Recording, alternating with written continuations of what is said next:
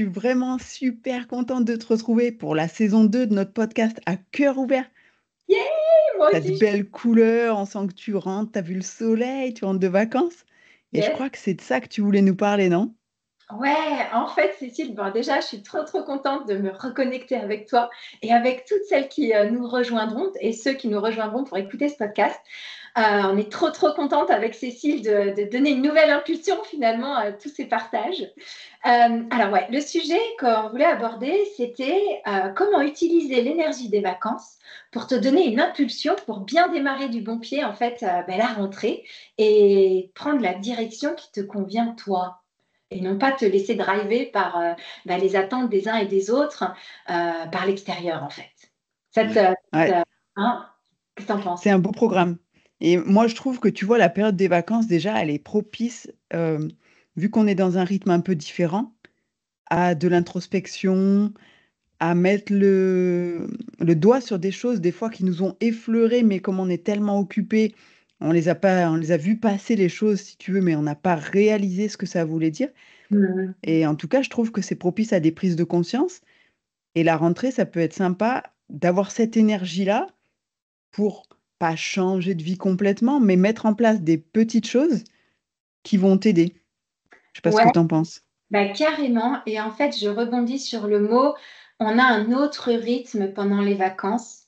Et moi, ce que j'ai envie d'expérimenter pendant cette rentrée, c'est comment, autant que possible, maintenir un rythme qui me respecte et auquel j'ai pu me reconnecter pendant les vacances, comment essayer de le maintenir dans ma vie en fait, malgré toutes les, comment dire, les contingences auxquelles on va devoir répondre et faire face, comment nous respecter, maintenir un rythme respectueux de notre bien-être tout en pouvant cheminer avec tous ces impératifs qui vont se mettre petit à petit avec la rentrée des enfants, le job, etc.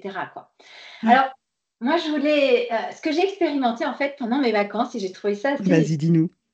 Il y a un truc en particulier, et ça, c'est valable que tu aies pris des vacances ou pas, parce que comme tu le dis, Cécile, comme la planète entière, on va dire, change de rythme en fait, même si toi, tu prends pas de vacances, bah, finalement, tu bénéficies de cette nouvelle énergie qui se met en place avec cette période estivale en fait. Et ce que j'ai adoré pendant ces vacances-là, c'est tout simple. C'est faire des choses que tu fais d'habitude, mais pas forcément au moment où tu les fais d'habitude. Un exemple tout bête. D'habitude, moi j'ai un chien, il s'appelle Nico, c'est un Shiba Inu. Et en fait, on va plutôt le balader le soir. Et puis là, bah, c'était un jour de vacances et mon mari me dit, tiens, si on allait promener Nico, et c'était le matin à 9 heures. Et je me suis dit, waouh, ça c'est une super idée. Parce que bah, c'est quelque chose qui est dans notre routine, mais rien que le fait de le faire à un autre moment, et ben en fait, tu en profites différemment et j'ai envie de dire que tu savoures encore plus le moment présent, juste en changeant le moment où tu le fais. Parce que tu sors de ta routine et quelque part, tu expérimentes encore plus le moment présent, quoi. Je sais pas Ouais. si ça rebondit, si tu as un exemple à nous partager. Ouais, j'ai envie de dire, tu vois, moi, je suis pas partie, mais j'avais coupé les rendez-vous pendant 3 semaines. Ça m'a pas empêché de travailler un petit peu sur mes projets et tout ça. Mais pareil, dans un autre timing, c'est-à-dire que j'ai fait les choses vraiment quand j'avais envie. Il n'y avait pas sur mon agenda noté de telle heure à telle heure, je dois faire ça. Et tu le fais avec une énergie différente parce que tu le fais quand tu en as envie, quand tu le sens, quand tu te sens bien pour le faire. Et ça, c'est super cool. Et surtout, je m'étais gardé que des choses très créatives, donc ça fait du bien. Ouais. Ça fait vraiment du bien. Et puis après, j'ai fait aussi des choses un peu différentes. C'est-à-dire que moi, j'habite à 20 minutes d'un lac et pour autant, j'y vais jamais. Bah, ouais, on est tous un peu pareils, hein. Ouais, Voilà. Et là, je me suis dit, ben, pourquoi pas? Alors l'été, il y a du monde quand même, mais ce qu'on a fait, c'est qu'on y allait le soir, vers 19 heures, quand les gens commencent à partir et à ouais. rentrer au camping ou dans leur location et tout ça. Bah, nous, on arrive, comme on n'est pas très loin, on n'a pas la pression de dire, ah ben, si on va au lac, il faut qu'on reste des heures pour amortir le déplacement, tu vois, on s'en fout. Ouais. On y va, on se trempe, on nage un moment, on se sèche, on rentre. Et en fait, ça fait du bien. Et puis ce contact avec l'eau du lac, alors toi, tu as l'eau de la mer chez toi, mais Mm. l'eau du lac, tu as l'impression qu'elle te nettoie, enfin, ça fait du bien. Ouais, Et, ouais, ouais. et ça fait partie des choses que j'ai envie de garder.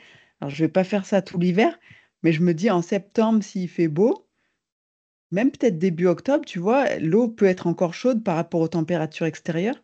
Et j'ai Ouais. bien envie de garder ça dans mon planning un petit moment pour aller nager un peu. Ouais, ça fait tellement du bien. Et c'est marrant ce que tu dis là. Alors, ça me fait rebondir sur un deuxième point qu'on peut partager, comment mettre l'énergie de tes vacances au service d'une impulsion pour ta rentrée. Euh, ben en fait, pendant les vacances, comme tu le dis, on se reconnecte à des choses qu'on aime bien faire, à de la joie, on prend du plaisir, au fun en fait. Et quand tu parles de tes baignades dans le lac, ça me fait penser moi à mes baignades. On était dans la Méditerranée. Et c'est vrai que moi, j'habite au Portugal, donc on est plutôt dans une eau agitée, c'est l'Atlantique, c'est froid. Ouais, Et là, j'ai l'occasion de me baigner dans la Méditerranée où l'eau est calme, à juste la bonne température, on va dire juste bien, ni trop froid, ni trop chaud. Elle est cristalline, tu vois tes mains quand tu mets tes mains dans l'eau, même tes pieds, enfin voilà, c'est... ouais. Et ça m'a donné envie, en fait, de prolonger ces moments en me réinscrivant à la piscine. Parce que comme tu dis, le fait de se sentir dans l'eau, et j'avais aussi cette envie de me remuscler parce que ben, moi, je suis en préménopause et donc du coup, il faut que j'ai ce besoin en fait de nourrir mes muscles et de les entretenir, plus que ce que je faisais à un moment donné. Et je Ouais. cherchais un moyen de faire ça, mais où je trouve du fun, où quelque part, je trouve de la joie en fait à y aller. Ouais, ouais, Et le fait d'avoir connecté avec l'élément eau d'une façon différente que ce que je fais ici, parce que ici j'adore me baigner dans cette eau froide, moi ça me donne une énergie de ouf, j'adore ça. Mais en même temps, bah là c'était plus de dire, ok, bah, je peux me connecter à l'eau, sentir l'eau autrement et l'utiliser autrement au service de mon bien-être. Donc voilà, ouais. une façon d'utiliser l'énergie de tes vacances, donc cette joie que j'ai eue de me retrouver dans cette eau cristalline et de pouvoir nager tranquillement dans cette eau-là, chose que je ne peux pas faire ici dans l'Atlantique. Bah, Hein, c'est un parce, peu plus mouvementé, tu peux pas, tu peux moins ouais, bien nager, quoi. Il et faut puis, être vraiment un bon nageur pour se sentir en exact, sécurité. c'est ce que Mm. je voulais dire parce que moi, mes capacités de nageur sont vraiment basiques. Et donc, je me sens beaucoup mieux en piscine que dans l'Atlantique. Et donc, voilà, c'est un moyen d'utiliser cette reconnexion à l'eau pour me mettre en action pour préparer cette rentrée, quoi, en fait. Ouais, bah, tu vois, c'est marrant parce que moi aussi, j'y ai pensé à la piscine. Je me suis dit, quand le lac sera trop froid, Ouais. pourquoi pas se réserver une soirée pour aller nager un peu en piscine. Et là, pour le coup, j'ai la piscine qui est 1 kilomètre à pied de Ah, chez puis- moi. Donc, je ah, peux vraiment y aller à pied en plus, ce qui est sympa, quoi. ah Le ouais. seul truc, tu vois, c'est le chlore. Ça gâche un peu, je trouve, le plaisir. Mais bon, je pense que c'est après une question de se réhabituer à ça. Ouais, c'est ça. Et puis, on ne peut pas ticker toutes les boxes, hein. Sinon, on ne bouge plus. Ben non. Alors, si, moi j'ai connu en Ardèche, et puis il y en Ouais. a une aussi vers chez moi, mais qui est ouverte que l'été, des piscines naturelles, Ah où ouais. l'eau passe par des circuits, où après elle est filtrée dans des bambous, et il y a des poissons aussi qui la nettoient, qui sont à l'extérieur du bassin où tu nages.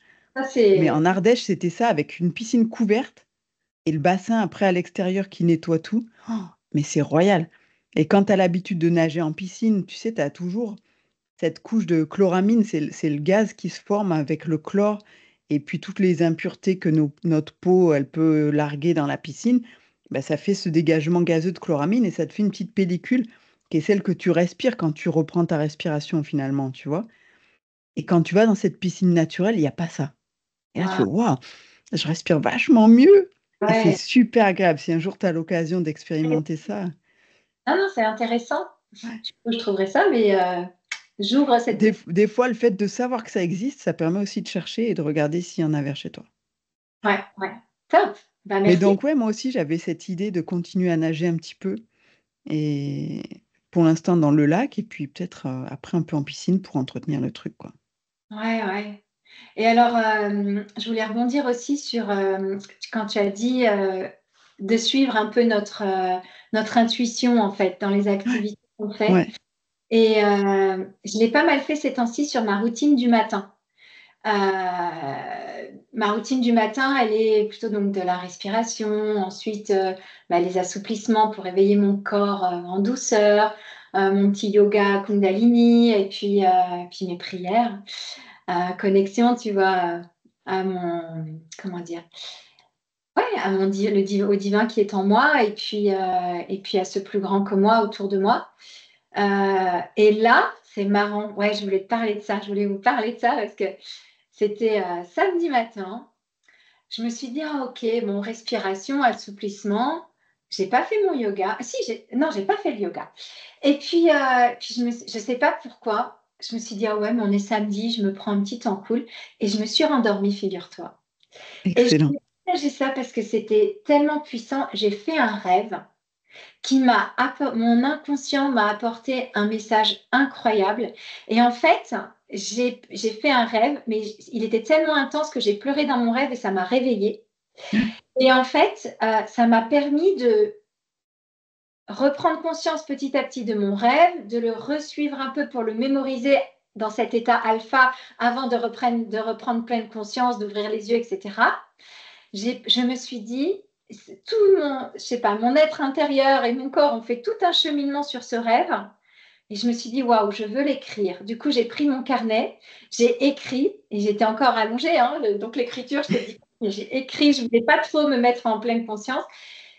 Et en fait, ça a été un moment génial. Donc ça aussi, c'est vraiment quand on suit son intuition, quand on a l'occasion de le faire en vacances, de mettre en place ça. Moi, du coup, ça m'a donné vraiment envie de laisser un peu de temps à ce unexpected, ce moment inattendu. Quelque part, je pense que mon inconscient m'a dit, mais vas-y, tu as le temps là, j'ai besoin de te livrer un message, donc remets-toi dans ce cocon.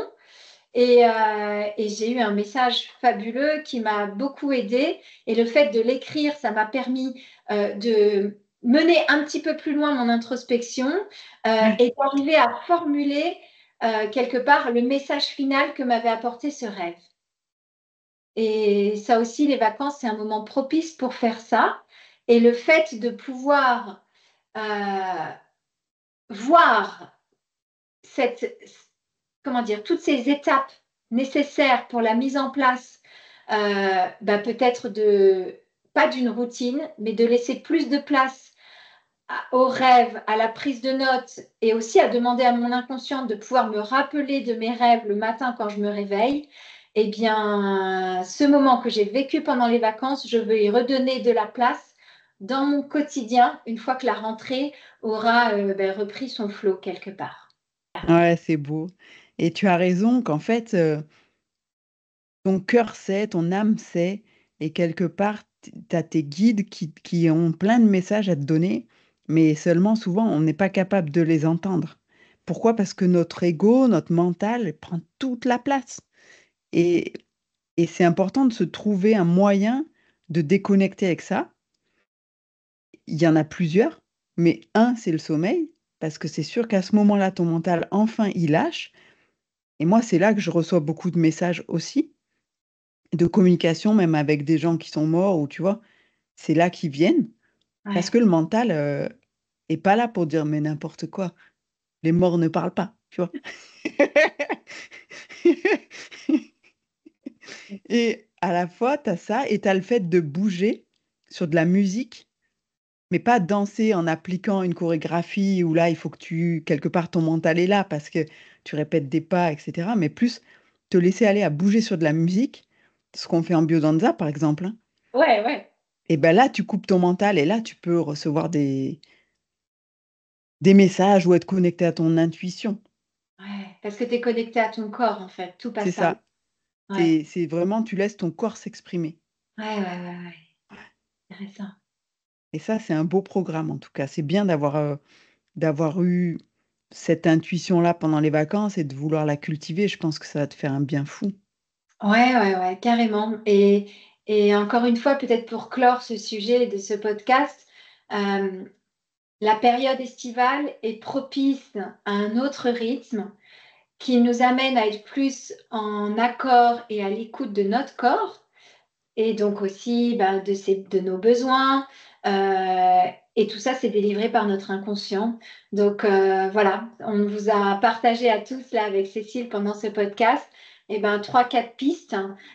Et après, à vous de trouver les vôtres, hein, Cécile. C'est Chacun ça, a trouvé ses propres pistes, mais c'est clair qu'être à l'écoute de son corps, ça passe par un ralentissement et aussi se mettre un peu en contact soit avec la nature ou en faisant des activités créatives qui amènent à jouer avec notre créativité, comme tu le disais tout à l'heure, ouais, trouver son chemin pour se connecter au divin qui est en soi et à son intérieur, en fait, à son temple ouais, intérieur. ouais. Et l'écriture, comme tu disais, elle est super importante pour ancrer. Et là, il y a un méga jeu de mots, quoi. Ancrer avec un A, Yes, l'encre qui va me tenir, yes, et pour ancrer avec un E, puisque je suis en train d'écrire. Et ouais, je conseille vraiment, moi, d'écrire à la main, mais ancrer ce qu'on a ressenti, que ça soit dans des rêves ou dans des méditations ou dans des moments où on se dit, tiens, j'ai eu une idée, je sais pas d'où elle vient, mais peu importe. ouais, Au lieu de perdre du temps à essayer de comprendre d'où elle vient, c'est de noter et de voir ce qui vient. Et parfois, on se laisse guider par l'écriture. ouais, C'est ce ouais, qu'on ouais, appelle l'écriture intuitive. ouais. Et moi, ça m'arrive des fois de rédiger, alors là, pour le coup, je rédige sur l'ordinateur, mais des newsletters que j'ai envie de partager avec mon audience. D'un coup, j'ai une idée, je vais taper sur l'ordinateur, tac, tac, tac. Je programme cette lettre pour l'envoyer le lendemain ou le surlendemain. Et puis quand je la relis, je dis: «Waouh, mais j'étais hyper inspirée» et en fait, limite, je me rappelle pas de ce que j'ai écrit. Ça, ouais, ouais. Ouais, Mm, mm. et ça, c'est de l'intuition. Et là, il y a deux choses qui résonnent pour moi, Cécile. C'est OK, en effet, écrire, ça permet d'ancrer à la main et du coup d'ancrer dans ton inconscient parce que le Ouais, visuel joue énormément et c'est aussi relié au mouvement de la main en fait. ouais, Mais comme tu le dis aussi très bien, le fait d'écrire, ça permet de permettre à ton esprit à un certain rythme de dérouler. Et je trouve que tu accouches de choses auxquelles tu n'aurais même pas pensé en débutant ton écriture. C'est-à-dire ouais, que quand on veut ancrer dans l'écriture, on sait ce qu'on veut écrire, mais en écrivant, il y a d'autres choses qui arrivent ouais, auxquelles tu ne pensais même pas, parce que, comme tu dis, c'est de l'écriture intuitive, et c'est un peu comme si tu déroulais le tapis rouge, quoi. ouais, Il y a plein de choses qui, et comme par ça. rapport au rythme dont on parlait au départ, le fait d'écrire, ça t'oblige à ralentir aussi. Tellement. Parce que si tu es juste là à écouter tes pensées, c'est tout ça va à toute vitesse, ça passe de partout. Quand tu écris, forcément, tu ralentis, hein, ta main, elle peut pas aller assez vite. Tellement. Mais Ouais, ça, d'ailleurs, je trouve que ça se travaille, enfin, en tout cas pour moi, parce qu'au début, mon écriture est hyper bien posée et tout. Et puis après, c'est un peu comme si ça arrive quand même assez vite, les idées. Et du coup, mon écriture est de moins en moins belle, de moins en moins lisible. Et du coup, j'ai besoin de... Mais c'est comme si, en fait, en haut de la page, j'écris bien, puis plus j'avance dans ma page, moins j'écris bien. Mais quand je reviens en haut de la page, je réécris bien. C'est ouais, marrant le pouvoir de la page aussi. Tu vois ce que ouais, je veux ouais. Moi, ça me fait pareil, hein. L'écriture est toujours plus soignée en haut dire? Ouais. qu'en bas, c'est un peu plus à l'arrache. Marrant. Enfin voilà, c'était une pensée. Donc ouais, l'écriture intuitive, c'est un exercice que ce soit pour recueillir nos rêves, que ce soit pour recueillir nos impressions de notre journée aussi, ou l'impulsion qu'on veut donner à notre journée, que ce soit le soir ou le matin, en fonction de ce avec quoi on se sent le mieux en fait. Ouais, Euh, et là aussi, on écoute l'appel qu'on a. Quand on est plus du soir, peut-être on a envie d'écrire plus le soir. Quand on est plus du matin, on est peut-être plus à se poser le matin pour donner un élan particulier à notre journée et écrire le matin. Mais ouais, l'écriture intuitive, c'est ressource pas ressource, mais comment dire, est pleine de trésors en fait. Voilà. ouais, ouais, c'est sûr. En tout cas, c'était chouette de voir ton énergie des vacances et de la partager. Ouais, Et ce que je te propose, c'est que pour cet épisode, on en reste là. Et ouais. la prochaine épisode, on parlera de la rentrée. Mais bien Comment sûr, on aborde la rentrée, toi et moi? bah ouais, carrément, avec joie. Eh ben, profitez bien de cette fin d'été et on se retrouve à la rentrée. À bientôt tout le monde. Ciao. Bye! Bye.